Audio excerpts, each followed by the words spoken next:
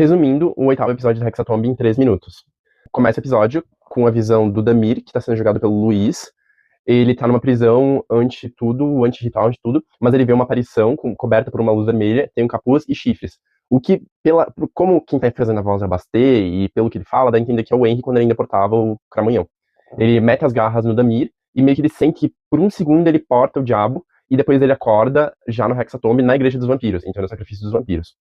Depois corta de volta pra casa dos mascarados, eles estão onde eles pararam no último episódio, então o labirinto vai tentar ver a memória pra ver se sabe o que acontece com o Pomba. Basicamente ele vê que o Cristino sequestrou ele. Ele conta pros outros, eles dão uma olhada nos documentos do Pomba, ele escreveu uma carta pra cada um, emocionante, e descobriu o que cada estigma, tipo, significava. Qual era a intenção de cada estigma.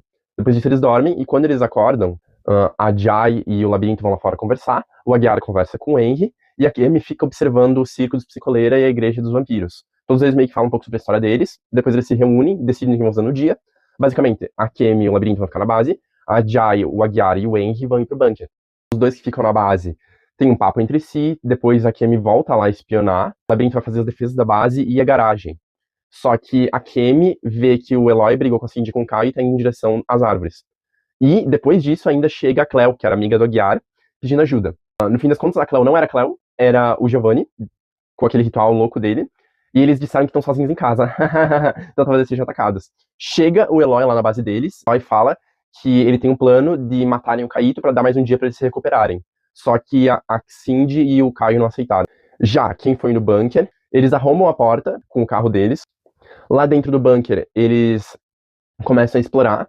Eles têm 2 elevadores e um caminho mais longo. Eles descem pelo caminho mais longo, porque não tem como descer pelos elevadores.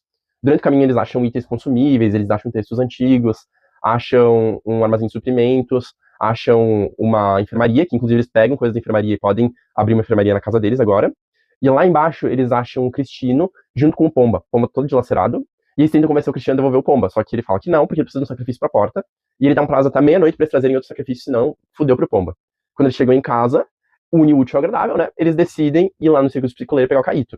Eles vão lá, fazem isso, pegam o Kaito, lutam contra a Cindy e o Caio, e quando eles voltam pro bunker, eles descem e eles entregam o Kaito, o Cristino daquela formada de aura básica, e corta a garganta do Kaito, que foi incrivelmente satisfatório. Depois do Kaito morrer, dá outro toque do sino, porque os vampiros comeram o sacrifício deles. No meio do episódio mostrou a visão do Damir e basicamente mostrou os acontecimentos dentro da base dos vampiros, deu a entender que eles sequestraram a Cleo no meio disso. A vampira, no 4º dia, deu o sangue dela pro Damir e falou que iria ser libertado quando ele ouvisse o sino de noite.